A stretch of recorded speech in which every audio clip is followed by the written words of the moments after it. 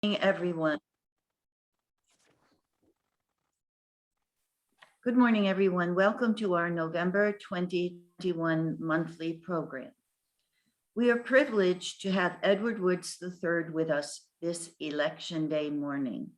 He is the Communications and Outreach Director for the Michigan Independent Citizens. We look forward to his presentation, Fair Maps Through Public Engagement. I am sure we will find his talk informative and interesting, especially at this time when Michigan redistricting is occurring. Next month in December, our program will help us swing into the holiday season with the West Ottawa High School Jazz Band. We often have musical program in December to help us get in a holiday spirit. This year, we have the added enjoyment of having a performance by young musicians. Please watch for an announcement in a few weeks about the venue for the December meeting. The second half of the fall curriculum term has begun, and we hope that you are enjoying your selected courses. Remember that you can sign up for additional classes. Ask that you register 24 hours before the class begins that you wish to take. In the meantime, our curriculum committee is hard at work preparing for the winter-spring term of 2022. In the November newsletter, Chairman Sharon Aronshorst invited members to participate in the planning of future curriculum terms by emailing responses to 3 questions. Your responses will become part of the curriculum committee's discussion as they reflect on the future direction for curriculum of CASP. Please refer to the newsletter for the questions.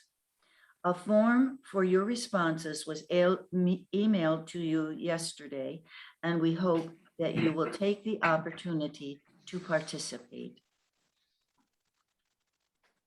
Remember that you can also attend the free noontime series this month on Friday, November 19th at 12 noon.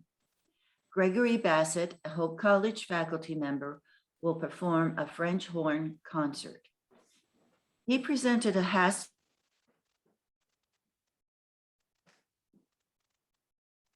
pandemic and giving the course online. Several musical demonstrations that were planned to be in the course were not able to be used. So this noontime concert is his way of completing as intended. There will be a limit of 50 people for this program, so please watch for details about how you can register. The November newsletter included opportunities for members to volunteer in the developmental psychology department at Hope. These have always been service opportunities that our members have enjoyed. Please refer to the newsletter for the specific classes and times, and also the contact information. There's also a request for needed volunteers at the Holland Hospital gift shop. Specific times and contact information are listed in the newsletter. We hope that many of you will take advantage of these service and volunteer opportunities. And now it's time for Doug Walver, membership chairperson, to introduce our guests and new members. Thanks, Barb. Well, this is another great day for HASP because we have 11 guests and 8 new members joining us this morning. So great day. Our guests today are Susie Boone, Sandy Buell, Marcia Calicote, Patty Carlson, Rachel Garvey, Bob Henry, Linda Lee, Patricia Locke, Rick Spikeman, Richard Tenhaken, and Joel Wolf. We are really glad that you're spending this time with us this morning. Please get familiar with all that HASP has to offer, and we'd love to have you join us. Our new members joining today are Nancy Berg, Michael Dahlman, Ann Hiskus, Richard Hiskus, Kathy Kennedy, Judith Schoonover, Terry Spence, and Judy Tuttle. We are just so glad you've come aboard. Some of you are attending classes, even teaching classes and helping us in other ways. We are just so appreciative. Please get familiar with all the great things that HASP has to offer you. Take advantage of them, and welcome aboard. Welcome to everyone. Thank you. Thank you, Doug, and welcome to both our members and new guests. And we look forward to meeting and greeting you in person in the future. Before I turn the program over to Diana Nelson from the monthly program committee, this month seems an appropriate time to thank you, our members, our leaders, and our staff for all the support and continued involvement in HASP that has been given throughout a challenging time. Thank you for your dedication to our programs and activities. I hope you have a very happy Thanksgiving. And now here's Diana, who will introduce our presenter and program for today.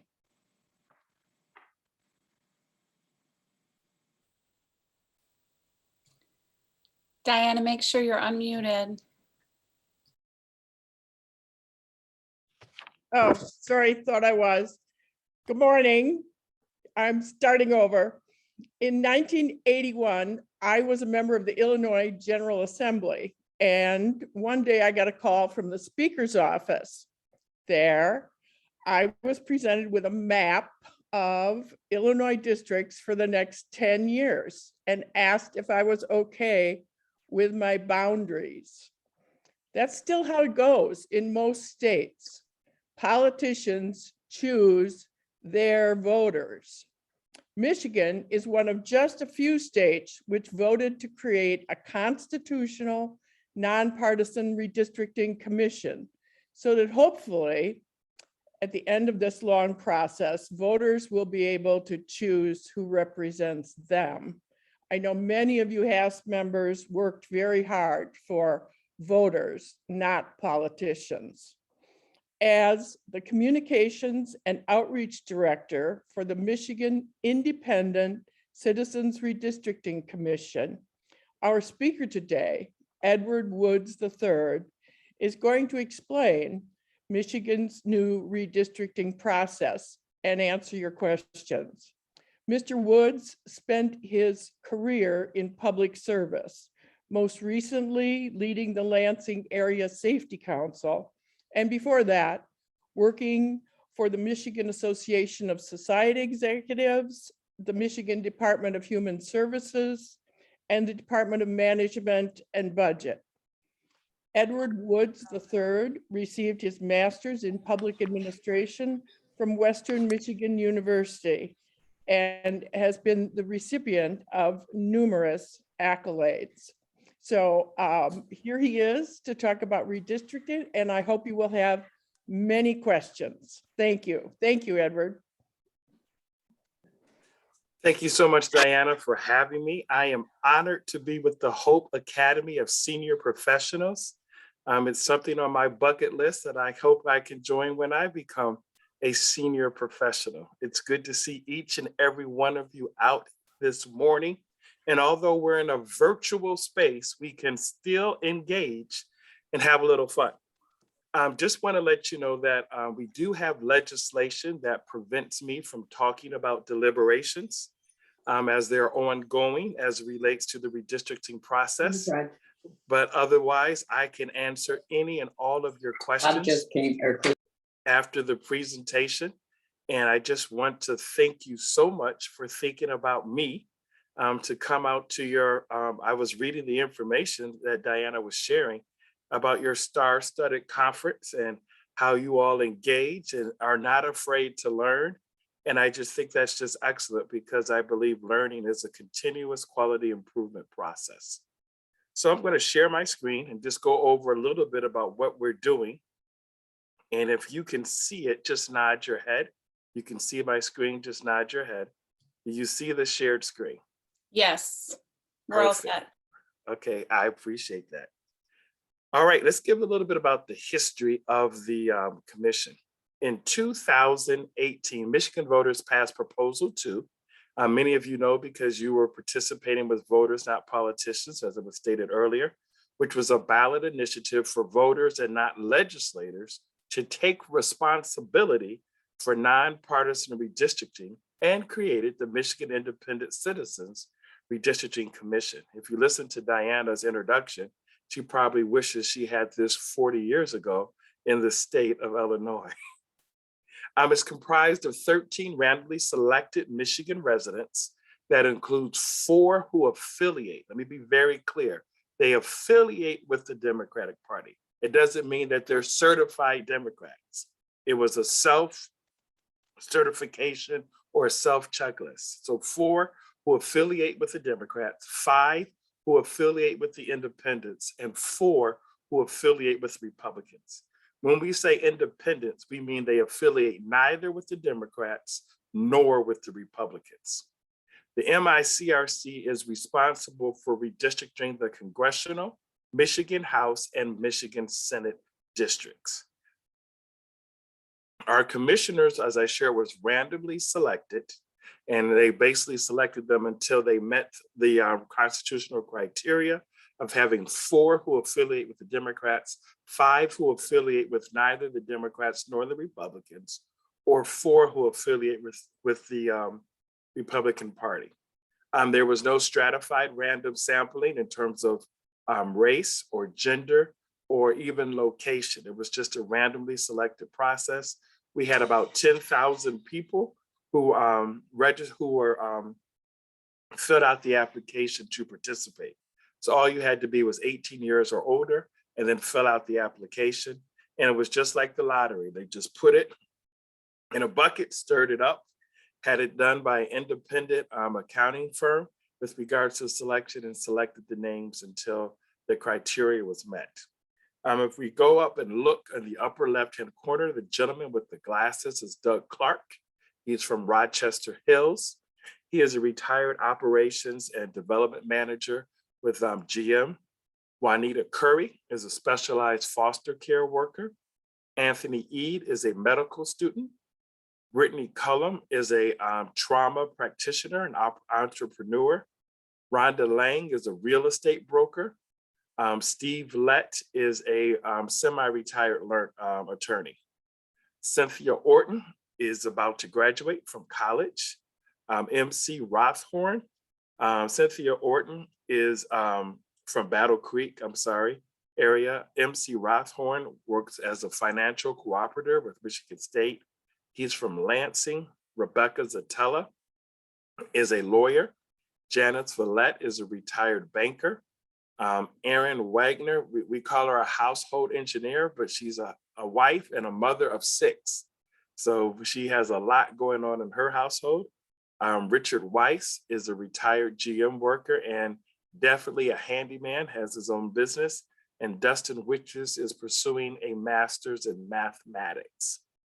This is who comprises the Michigan Independent Citizens Redistricting Commission. They have the exclusive authority, I want to be really clear, the exclusive authority to draw the maps. They can't be vetoed by the governor or the legislature or even the courts. They have the authority to draw the maps for Michigan's congressional, House, and Senate districts. What is redistricting? As you know, every 10 years following the census, districts lines are drawn for the congressional, state house, and state senate, and they must be redrawn in states across the country to accurately reflect the population. As you know, the process of drawing district lines is known as redistricting. In Michigan, there are 161 districts that need to be drawn for the 2022 election cycle. For the first time, we like to say in Michigan history, residents have the opportunity to provide input on drawing maps for Michigan's congressional, House, and Senate districts. And the reason why we say that, because they did have public hearings when they had the APOL standards, but we actually listen and we actually tell you how we listen in terms of the input. So although they might have had it from a cursory point of view, we believe for the first time that they truly have input in drawing the maps. And as you know, all of our meetings take place online, and you can witness how we have listened to the public input and made the adjustments with regards to the maps. Having said that, we know we're not going to make everyone happy, but we're going to do what's best in the best interest of Michigan. Why should you care? Openness, transparency, and public engagement represents the principle of this new redistricting process. This is not what used to happen.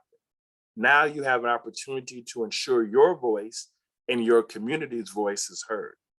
Instead of politicians choosing their districts to best represent their interests, Michigan residents can share their interests to assist in developing their districts through the Michigan Independent Citizens Redistricting Commission. As I shared earlier, there's 161 districts that need to be drawn for the 2022 election cycle. In 2020, our population showed about 10.1 million people in Michigan. Although we increased, we did not increase as fast as other states. And as a result, we have lost a congressional seat. So instead of having 14 like we have today, we'll be going to 13 people. This represents an increase in each district of approximately 60,000 people compared to the last redistricting cycle. As a result, each congressional district on average will have 775,200 people to get to that 10.1 million approximate. Our Senate districts, Michigan Senate, which is 38, will have 265,200 people per district. And the Michigan House, which has 110 districts, will have 91,600 people. So when you add the congressional, the Senate, and the House, that's how we get the 161 districts that need to be drawn for the 2022 election cycle. Am I clear in making sense? Great. Now, this is what people have a hard time understanding. People would like to really push their county, city, and township boundaries because that's what they were used to under APOL standards. But in this new redistricting process, the Michigan Independent Citizens Redistricting Commission is required to follow these redistricting criteria in ranked order. I'm going to say it again. The Michigan Independent Citizens Redistricting Commission is required to follow these 7 redistricting criteria in ranked order. Equal population. I showed you the population that's required in each district on the previous slide, but also it has to follow the Voting Rights Act. That's number 1. If it doesn't do that, we're in trouble. Then number 2 is geographically contiguous. Number 3 is reflect states' diversity and communities of interest. But what are communities of interest? That's a broad definition, but the Constitution identifies communities of interest as cultural or historical characteristics or economic interests, such as art districts, neighborhoods, business, agriculture. Those are the things, waterfront communities and so much more that can be deemed communities of interest. It's a self-identification. Number 4 speaks to partisan awareness. You know, you hear a lot of people want to say partisan fairness. I'm sorry. You hear a lot of people saying partisan fairness. Partisan fairness is important, but it's not important more than number 1. It's not important more than number 2, and it's not more important than number 3. Are we clear? So when people come at us and share that, we're like, okay, we understand your concern, but the Constitution says we have to follow these 7 ranked redistricting criteria in priority order. Number 5 speaks to incumbent official or a candidate. Number 6 says reflect consideration of county, city, and township boundaries. And then number 7 is reasonably compact. That's the order that we have to follow. If we do not follow this order, they can remand the maps back to the commission to fix. Just want to be clear with that. So how did we start our process? We split Michigan into 10 regions. to start our process. And we utilized the 10 regions to create 161 Michigan congressional House and Senate districts that consider public comments. If you remember, in the spring of this year, we did 16, I repeat, 16 public hearings across the state of Michigan to kind of get a feedback to start our work. The Constitution only required us to do 10, we did 16. We try to publicize the dates when regions are being considered to maximize public engagement, but those unfortunately changed as we were getting accustomed to the work, because I can honestly tell you, this is a lot of work. I mean, we're meeting they're meeting right now, till 7 o'clock tonight. And so I made a commitment to Diana, and I told him I wasn't going to be there, but they're meeting right now. And with regards to maps, you might have heard yesterday, they moved congressional maps and a state Senate district map that's going to be considered as a part of the 45-day public comment period. We're in the process of getting the information for that available, so we can put that on the website tonight, so we can start public feedback on those maps that were being moved to be considered as what we call now proposed maps. Once we had draft proposed maps during the second round of public hearing, we're now going to have proposed maps where people can engage with us once again and tell us which map they prefer, whether it's for the House, the Senate, or the congressional. Because as you know, the commission has to approve 3 maps, one of each, on December 30th is the target deadline for now. Our public hearings, we just had them. We solicit public comment regarding the proposed districts. We shared the census data, the map, and legal description. And the Constitution requires us to have 5. We did have 5 public hearings. As you know, we were in Detroit, we were in Lansing. The closest place to Holland was in Grand Rapids. Last week, we were at Treetops Resort in Gaylord and the Dort Center in Flint. Those are the 5 locations that we hosted our second round of public hearings. And as a result of that, we are now in the process of doing maps based upon the feedback of those public hearings. So with the maps that are being approved this week, we're going to ensure the maps are tested and published. What it means by tested is that we're going to ensure that they comply with the 7 ranked redistricting criteria, because that's the litmus test for the maps, the 7 ranked redistricting criteria. And then obviously we have to publish them so that you can see them. I mean, that does make sense, right? Where are you going? So before they vote to adopt the plan, as I shared, that's scheduled to be December 30th, the commission shall provide public notice of each plan that will be voted on and provide at least 45 days for public comment on the proposed plan or plans.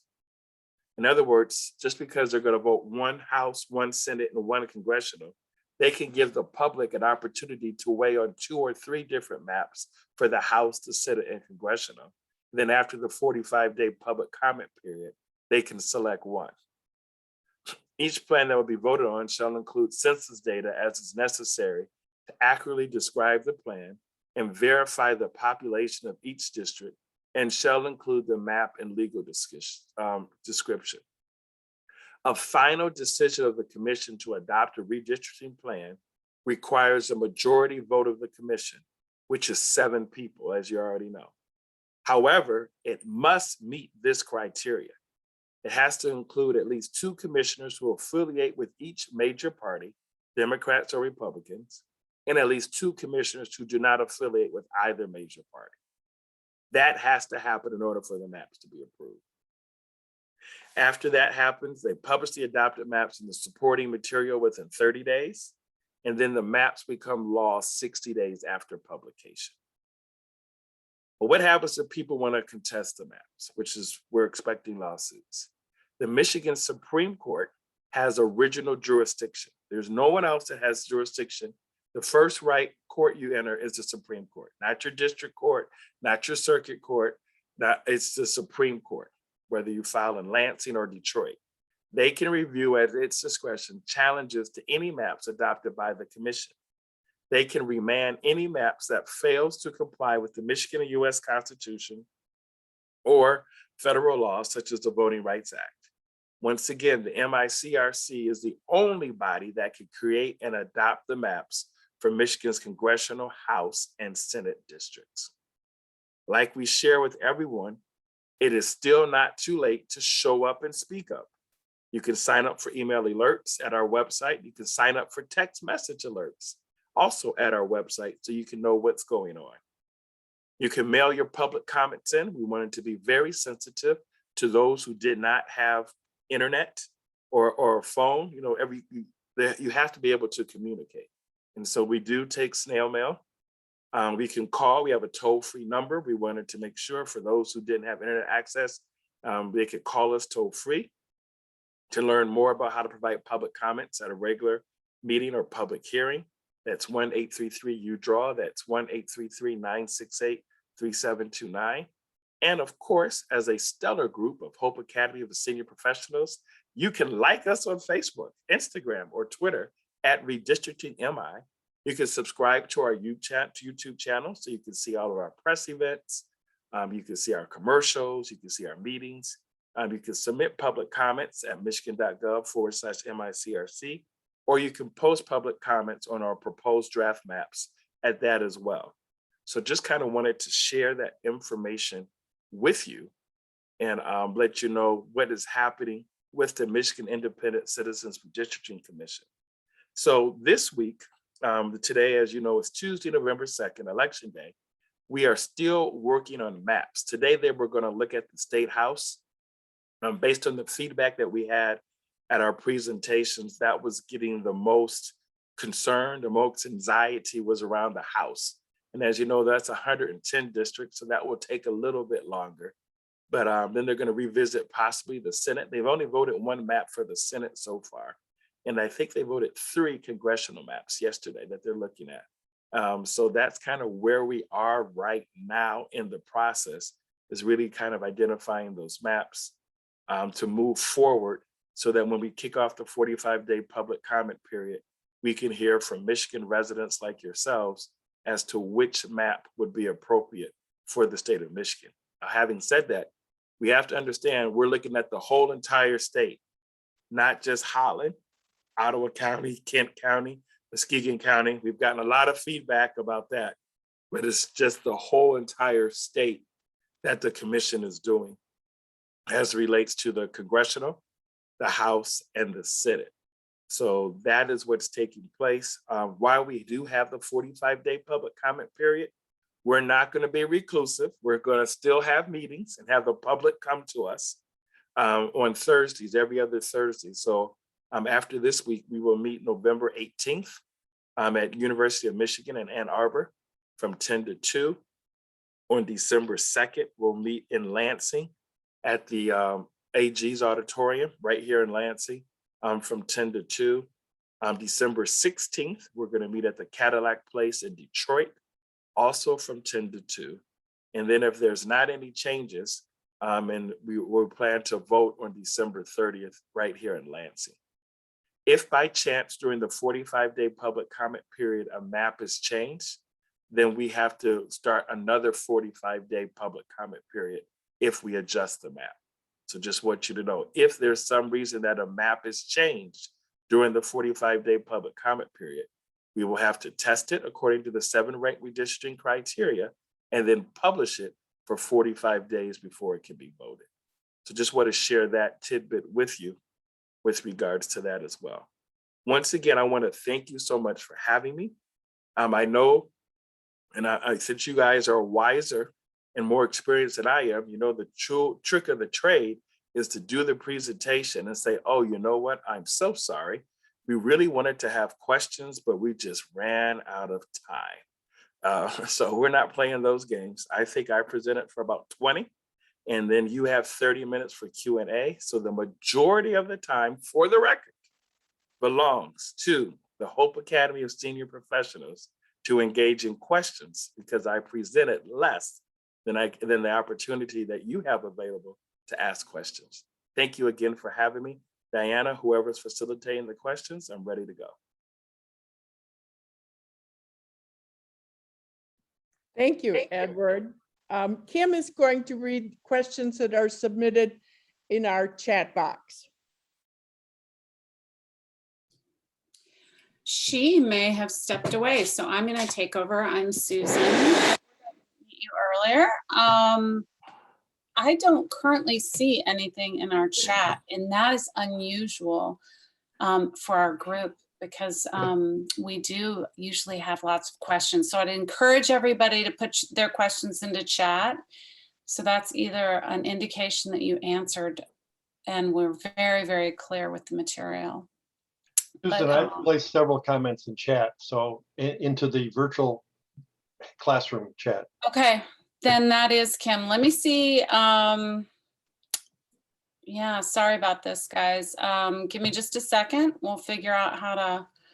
Hold on. Oh, there she is. All Well, right. thank you, Kim and Susie, for working behind the scenes and making this happen. It's always good to see the people that are working hard to empower and encourage a group of such dedicated professionals. So thank you Oh, thanks. once again for making this easy.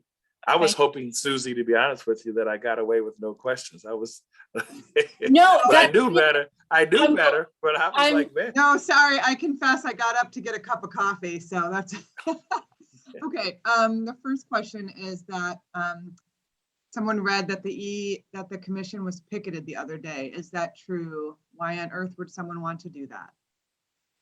When you say picketed, we had a protest in Detroit about the maps. I think that's what they might be referring to. That was on Wednesday, October 20th, but they just didn't like the way the maps were drawn in Detroit. So that is true. We did have a peaceful protest before the public hearing started on the 20th. So yeah, that happened. And guess what? We welcome those as long as they're peaceful, because we asked for public engagement. That's what the Michigan residents wanted. More than 61% made an intentional and deliberate effort to say we wanted voters, not politicians, to draw the line. So public engagement is part of the process. As long as it's peaceful and constructive, we have no problems with it at all. If they're referring to what happened last week, we did get a death threat from, I think it's a 21-year-old guy out of Dearborn, who unfortunately, and they said he didn't have the means to carry out the threat. My concern with that, and I'll just be transparent with you, is that if he can sign up for public comments, you follow me? He signed up for public comments. So he had to have the wherewithal to do something. He signs up for public comments. We replied to him, because it's an automatic reply, to let him know where he's going to stay in line. And then he comes back and threatens to effing kill us, to kill the commission. And then there's no consequences because they want to say he doesn't have the means to carry out his threats, and they interviewed his parents and himself, what have you. I mean, to me, there has to be more accountability than just to say he don't have the means to do it. Because if you can get on the internet and sign up to make public comments and then reply to the email to allow you, I'm sorry, I'm just not buying that. Because initially you're not sure what's going on, and so you're sequestered. Then if someone's telling you from California, we just saw your statement on MSNBC, you guys are on national news, these reporters are calling you, what's going on? Those things are kind of disconcerting, to be honest with you, with regards to that. And it's unfortunate, but I just think there needs to be some more accountability than just saying they don't have the means to carry it, because then you have all these copycats that happen. And then, it gets a little jittery when you're trying to get the work done. We had to sweep through the building. We're on the campus of Michigan State University. You don't know who's who. It's the student union building. It's for students. You don't know there's 4 floors in the building. So that was a little concerning. The commission's fine, great. He didn't have the credibility to carry it out, but nevertheless, it does create a little stir when you're trying to do your work and knowing that people are going to be upset with you either way. You just don't know. This country and its lack of civility in these days and times just really makes you concerned. So those are the 2 big things that I can tell you over the last 2 weeks that people might be referring to, with either the protest in Detroit, which was peaceful, non-threatening, making a point about the way the lines were drawn, and then the death threat the commission got last week. Okay. Probably more than what you wanted to know, but I will answer all your questions thoroughly and to the best of my ability if I'm able to do so. So the maps have been published, and of course, not everyone will be happy with the new boundaries. At what point will they be finalized, and is there any appeal process? Yes, if the maps, the commission will vote the maps on December 30th. And once again, if that goes through, once they're adopted, the maps are adopted. If people feel that they did not follow, and they would have to show to the court, the Michigan Supreme Court, how they didn't follow the 7 rank redistricting criteria, they can file a lawsuit. Great. The next one is, how are people determined for the population distributions, by age or other data? You're talking about the 775,200 people? Yeah, that's just by the census. So the census, we know where everyone lives within a block or a precinct or what have you. And so when they do the districts, they if you go to the My Districting website or the public comment portal, every time you add a county or a precinct or a block, it'll tell you how many people they are. It's not by age, it's just who's counted in the census. Okay. Next is, what other states have similar nonpartisan committees doing their own redistricting lines? The ones closest to us is Arizona, California, and Colorado. Great. If not already answered, were your meetings in person or virtual? Initially, they were virtual because of COVID-19. And then we started to go in person once we did the first round of public hearings in May, and have been in person ever since. Okay. I have a lot here, so hold on. Oh, okay. Well, the chat says blank, so I get it. False advertising, false Can we- hope. I know. Can we assume that regular polls were not in favor of your nonpartisan committee, as it limits their desire to gerrymander the lines? Yeah, I don't know. All we know is more than 61% of Michigan residents made an intentional and deliberate decision that they wanted this commission, and that's all that matters. From the law standpoint, we've had some lawsuits that have gone forward to try to block the work of the commission, and they all failed because when they look at ballot proposals, because it's not a straight party ticket. There are Republicans, Democrats, independents, or people who don't even care about politics. And more than 61% said, here in Michigan, we want voters, not politicians, to do it. And that's what's happening in this process. Thank you. Next, can you comment on county redistricting plans? Allegan County has grown, but the current plan reduces the number of districts from 7 to 5, which seems to make no sense. Do you have any thoughts as to why they may be proposing this? No idea. That's not under our jurisdiction. The county and city redistricting is done at the local level. We only have congressional, which is the 13 congressional seats to Congress, U.S. House of Representatives, the Michigan House, which is the 110, and the Michigan Senate, which is 38. So I am completely and totally ignorant about what's going on in Allegan County. And I can say that openly and transparently, because I do not feel the weight of having to know everything. All right, so it appears, next question. So it appears any political party can veto a map proposal if all 4 members don't approve. Perhaps the commission should have been made up of only independent members. Your thoughts? If that's Allegan County, I can't speak to that. We have 13 members. So I'm not sure what that must be another follow-up to Allegan County. I can't speak to that. I don't know. Okay, great. What happens if the commissioners can't come to an agreement concerning one or more of the maps? There is a process in the Constitution, and I will mail it to you so that they can read it in terms of how the process has to work with regards to that. But there is a process to get to yes. Great.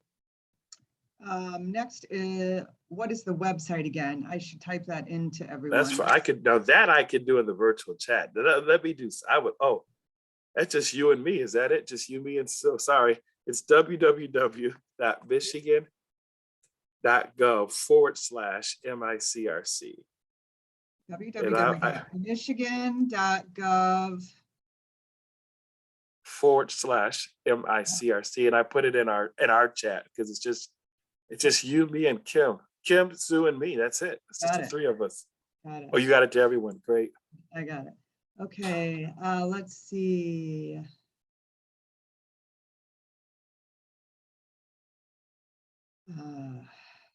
How is the prison population being considered since they can't vote and aren't necessarily from that geographic area? The prison population is really controlled by the U.S. Census Bureau. The U.S. Census Bureau counts the prisoners where they're located.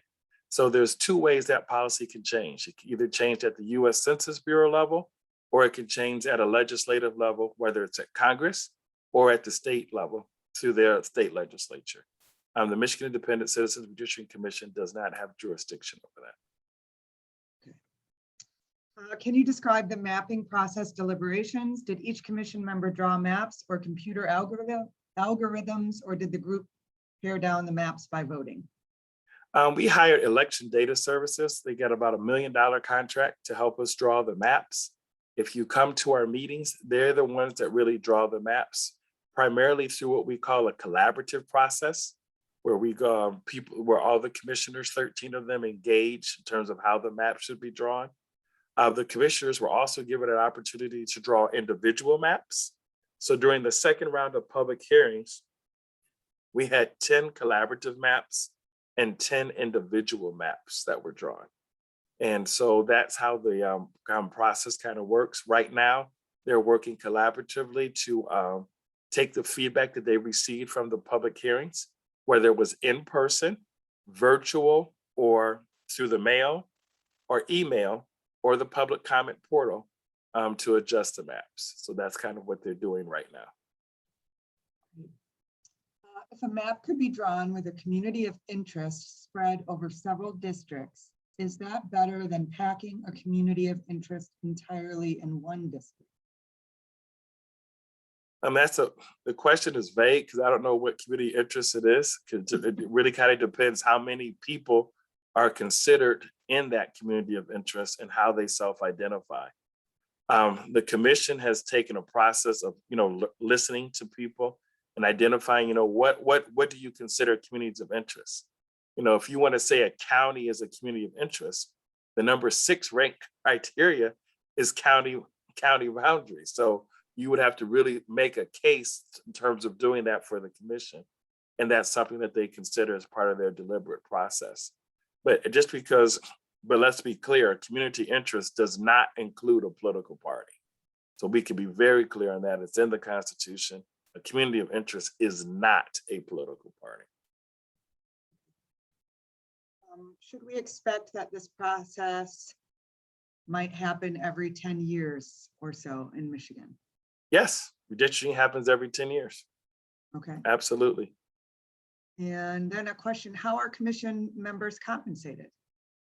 The commission members get 25% of the Secretary of State. Hold on, let me look it up so I give you the right information, because I don't want to give you bad information. I will look it up right now.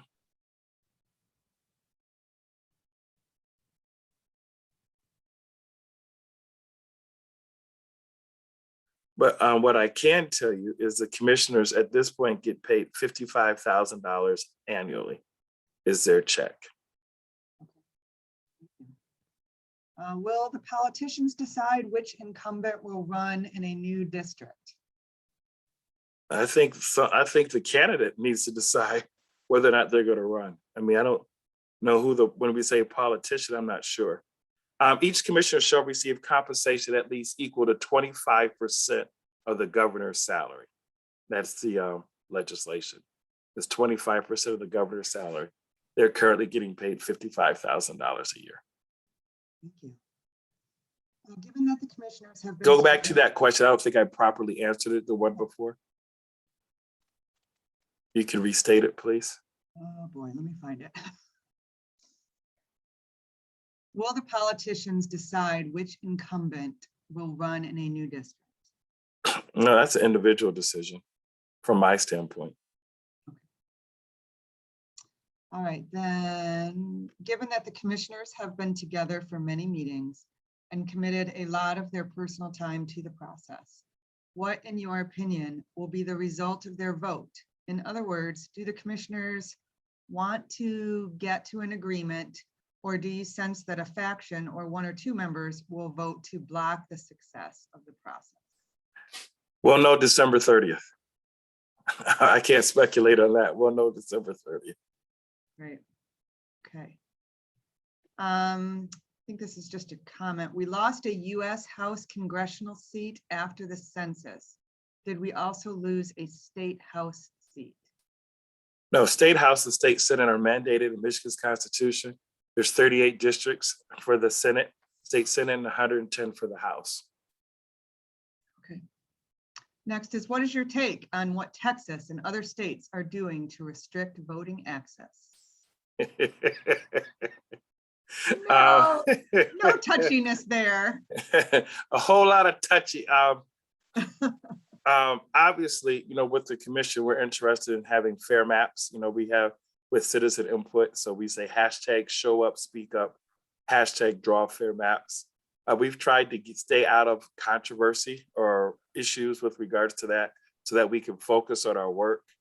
We've been real stubborn about staying on message and not being included in other things so that the work focuses on commission business. But obviously we do favor a fair election process, a robust election process, and want elections to be fair. Next is, at this point in the process, how would you characterize the likelihood of challenges that end up going to the Michigan Supreme Court? Well, we expect lawsuits. I said that earlier. Because that's the only place they can go to, with regards to filing challenges. So we expect challenges. But our goal is to ensure that we prevail because we follow the 7 rank redistricting criteria. And that's why we're so diligent, dedicated, committed to making sure that we follow that letter of the law to a T so that we can withstand these challenges that are coming. Awesome. How does the commission ensure that no partisan advantage accrues to any of the maps? Do you count registered voters, party IDs? How do you assign independents? I think it's the way we vote on the maps. As I shared with the 13 commissioners, we have to get a majority of 7, but 2 have to come for those who affiliate with the Democrats, 2 have to come from those affiliated with the Republicans, and then 2 have to come that are affiliated with neither party. I think that's how we're trying to ensure balance with regards to the approval of maps. Please explain, if as much as you are able, how the loss of one congressional district will affect the congressional map. Assuming that 2 current congresspeople are thrown into the same district, do they have any recourse other than to run against each other? Once again, this keeps coming up. They think what they think we're going to do is we're going to just take a congressperson off and then that's it. But it doesn't work that way. It's really based on equal population. So right now it's 717,000 people approximately. Instead of it being 717,000 people, it's now going to 775,200 people on average. And that's how we're drawing it. It's not like we're taking out a district and saying so-and-so is going to take over that district. It doesn't work that way. Each congressperson has to represent 775,200 people. We're losing a district. And because we lost a district, we're increasing the average of the population that will be in 13 districts versus 14. So it's not like who are we getting rid of? It's how do we have equal population and follow the Voting Rights Act? How are we geographically contiguous? It goes right back to that 7 ranked redistricting criteria. And let's also be clear, with Congress, you don't really have to live in the area that you represent. That's only required for the state House and the state Senate. That is not required for U.S. House of Representatives.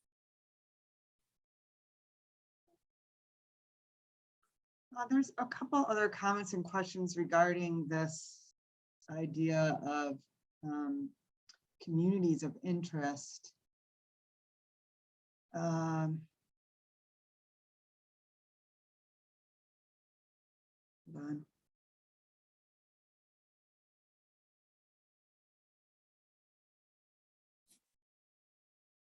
Where did it go?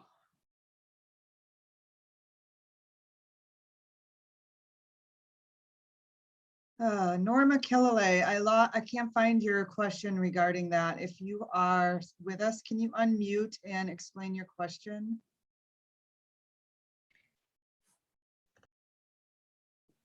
I was interested to hear some comments from him about concerns that have been raised in the public hearings. And maybe that's too broad, but if he can comment at all on what has come forth in the public hearings most often.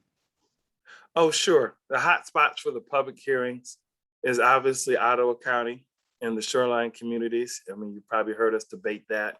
Midland and the Tri-Cities and Detroit, as well as Kalamazoo, Battle Creek, Grand Rapids. Those have been probably the 4 hottest spots in terms of what keeps coming up consistently, where we've received a lot of public feedback.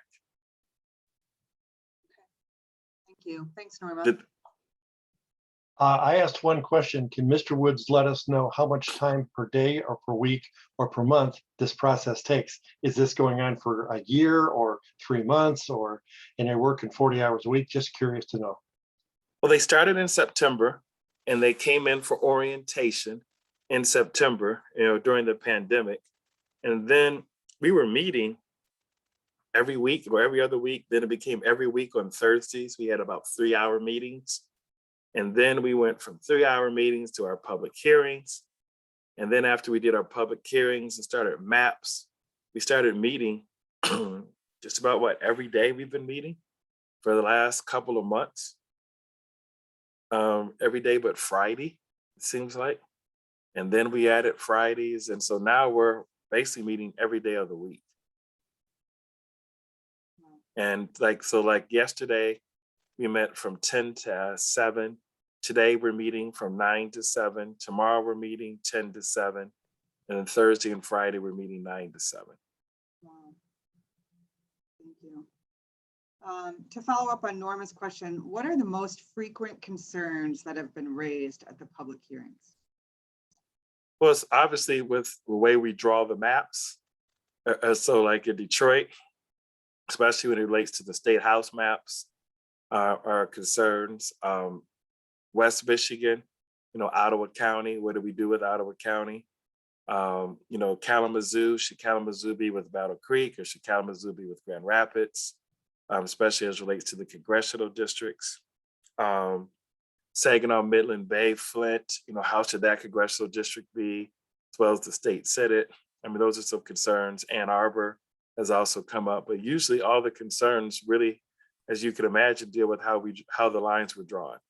But once again, these are all proposals. The final lines aren't done until December. And so that's why public engagement is so important. And we encourage everyone to hashtag show up and speak up, excuse me, to provide input on how the commission can draw fair maps. So it's really with the lines, but the biggest areas of concern are really, I think Ottawa County, I could hear the talking points, is probably one of the fastest growing counties in Michigan. And so you hear a lot about that in terms of how they went their own representation and, what that looks like at the state senate, congressional, as well as the state house level. So those are, like I said, the hot spots earlier.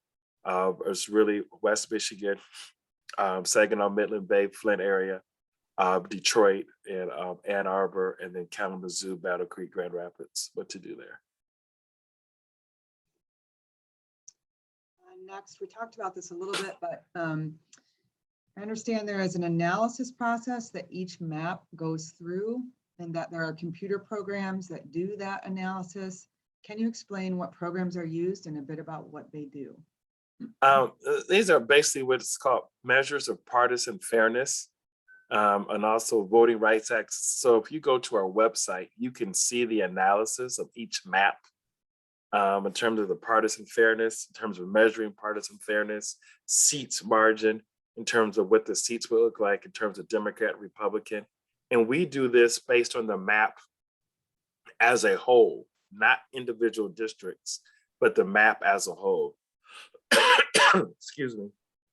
And so those are a few, I really would encourage you to go to the website and actually pull up the Excel sheet so you could actually look at the data and analysis that is there that the commission considers, because we really like to emphasize it's an open and transparent process, and all the data that they're evaluating, you're able to see as well. I think you may have answered this, it came in again, but how are independents defined and selected? There's self-certification. So when on the application, they identify, do they affiliate with the Democrats? Do they affiliate with the Republicans? Or do they not affiliate with either major party? It was a self-identification. But having said that, the leaders of the legislature in both the House and the Senate had the right to remove, I think, up to 10 candidates apiece if they saw names on there that they didn't think were, how can I say, if they didn't believe their self-certification, that's probably the nicest way to say it. Ah, I like that. And then from Diana, she's shocked that the final criteria is being compact. I should think that would be paramount. Why is it the last in line? Well, equal population is actually a federal law that we're bound to follow. And Voting Rights Act is also federal legislation. So that's where that's geographically contiguous is also federal law. So that takes the two right off the bat. But then when you look at the proposal, that the ballot proposal, I mean, this is what people voted for. So, I mean, I don't want to blame 61% of Michigan residents who voted, but that was the process in terms of what they voted for in terms of this rank criteria. I know some people are looking at these crazy shapes of this sliver stuff that has happened in the past, but we believe if we follow those 7 rank criteria, you know, we know that the Lewis Brennan Center says we had the most gerrymandered districts in the state, but we believe if we do it, it might not be what it used to be, but we do believe it will be better, and that the compactness will also be better. But for whatever reason, when they drafted the proposal, they made it number 7.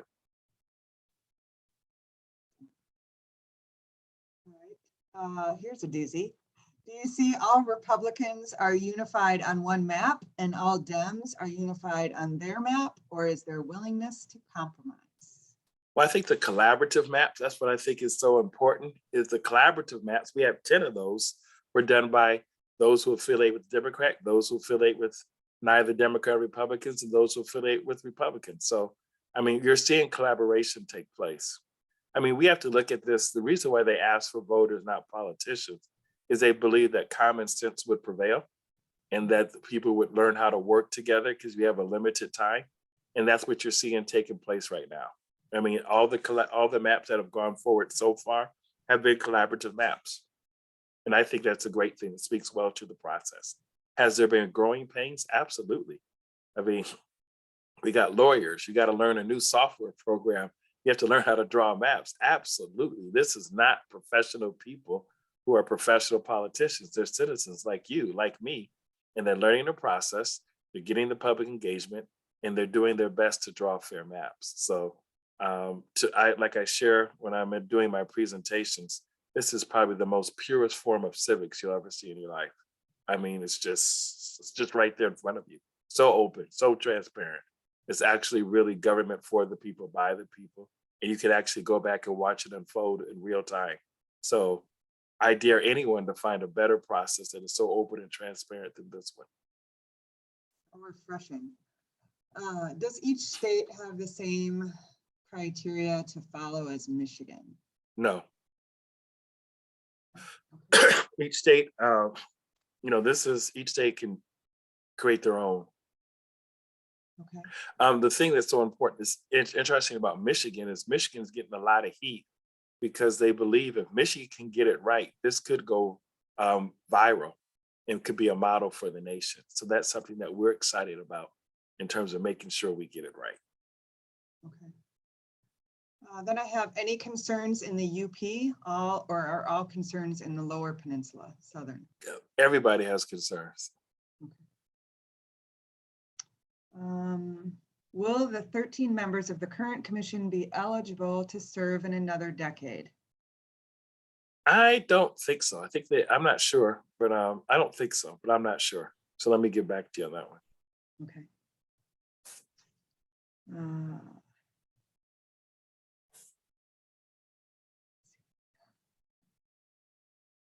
What has been the biggest surprise, positive or negative, in this first ever process?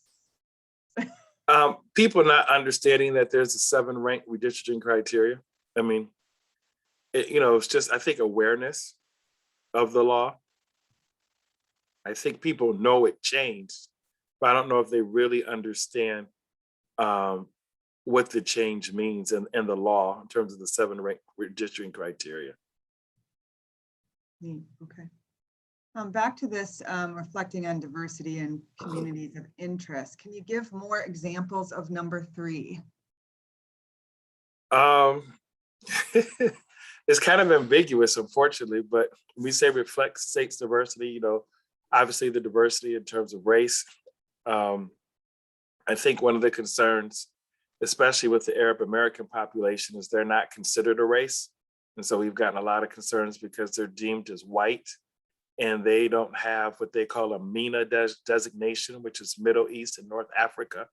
So that's been kind of a concern, but they do have, a minority language in terms of Arabic. So that is something that has, been a concern that has been expressed time and time and time again with regards to that.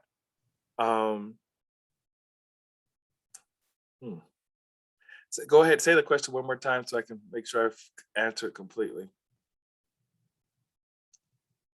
Find it again. She was just asking for more examples.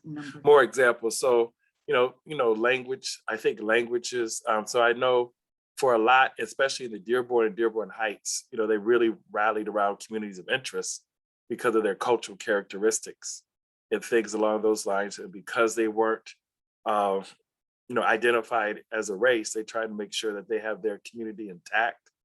We've heard that historical culture, in a lot of neighborhoods, there's a lot of historical characteristics when you look at neighborhoods, especially in these larger cities that organize and do things together. We saw a lot of that in Detroit in particular in terms of neighborhoods. In West Michigan, watershed communities, waterfront communities, you're seeing that shorelines, in terms of that, economic interest, whether it's tourism, economic interest, where you might have areas where you have a lot of second homeowners, there could just be different things. I mean, it's not narrowly defined. And so people are looking for a definition. And it was the commission's like, well, you tell us what your community of interest is and you back it up, and then we'll see, where that ranks, because there's competing priorities. Because just because you have a community of interest, someone else might have another community of interest that might include the same area or or half of your area and not the whole part of your area. So it was really a self-identification process because it was so ambiguous, to encourage widespread participation to help us know what's in your respective communities. Because who knows better their community than each and every one than those who live in the community. So like I said, it was an ambiguous process. But one thing that was very clear, it does not include political parties. Great. I'm wondering if you have or know where we might be able to see a comparison of the previous lines to the proposed map. You could go to the maps. The new maps will be in michigan.gov/MICRC. And if you go to the mapping process, the ones that they move forward will be called proposed maps. And they should be there today by 5 o'clock. And those are the ones they voted on yesterday. If you want to see the ones that were out for the public hearings, go to, I think they were called proposed draft maps or draft proposed maps. You can see those that went out for the public hearing. There was 10 of them. 20, 10 collaborative maps and 10 individual maps. And then you can see all the analysis that was looked at and everything, all that information is right there. The population numbers, all of that is right there. Thank you. All right, everyone. I have a couple things. One is just that there was a record number of people on this meeting this morning since we have started doing monthly meetings, virtual So and there were a ton of comments and questions coming into the chat. So if I missed yours, I am very sorry. I'm trying my best. It is 10:36, and I want to make sure that I let Edward know that several of the comments that have come in are to please include an accolade to you, Edward, for your accuracy in listening to the questions and answering them with clarity and dispatch, and for representing voters, not politicians, so effectively. So want to make sure you hear that. And then I guess I should probably turn it back over to Diana. Oh, and I just got another one that says to Edward, on a lighter note, can you sleep at night? You don't have to answer that. I do work crazy hours, but we're a skeleton crew, just to be honest with you. There's only 3.5 employees. There's 3 full-time and 1 half-time. And so, I mean, we work to kind of get the job done. We do have contractors, but I mean, it's a big job, you know, with regards to that in terms of getting things done. But it's also a rewarding job. And, you know, one of the highlights is you get to talk to people such as HASP and just get an idea of what you're doing and whether or not it makes a difference. And what are people concerned about? You know, just because we hear from a lot of people, there's a lot of silent voices in Michigan who also have concerns. And we get to hear those silent voices when we get to go out and do presentations. So that's why this is important. So I'm really grateful for Diana for being so diligent. I'm like, who's calling me from this 312 number? I'm like, you know, we're in Michigan. So I didn't know, but she was passionate. And now I understand, as a former Illinois legislator with regards to this, then working with Kim and Susie has been great. You know, it's been real easy. And to be honest with you, I like easy because I can present in my sleep, to be honest with you, but it just makes it a little bit better with the other responsibilities. We are going to have a press conference tomorrow, just so you're aware, at 1:00 that you can watch on our Facebook Live. We're going to give the results of our second round of public hearing. So we will be doing that tomorrow at 1:00. So we're kind of excited about that opportunity. But I just want to say thank you. I hope this was open. I hope it was transparent. I hope it was informative, because we really want to make sure that everyone knows about the process and no one's in the dark. And because this is your process, you know, at the end of the day, we might be an independent commission, but it's voters like you that enabled us to have the job and the huge responsibility that we're carrying out. So thank you again. Edward Woods III, we want to thank you so sincerely. And this was just wonderful. You now hold the record for the largest audience at HASP meetings, and it'll be a long time before anybody breaks it. We promise you we will be watching the press conference tomorrow, and we will be following just very, very avidly the work of the commission, and we will be thinking of you and those long hours you're putting in every single day. So thank you for a stimulating and just a terrific presentation. We are in your debt, and we thank you so very much. Thank you. Thanks for all the great participation this morning, Haspers. Have a good rest of the day. Bye-bye. Thank you. Bye-bye. You.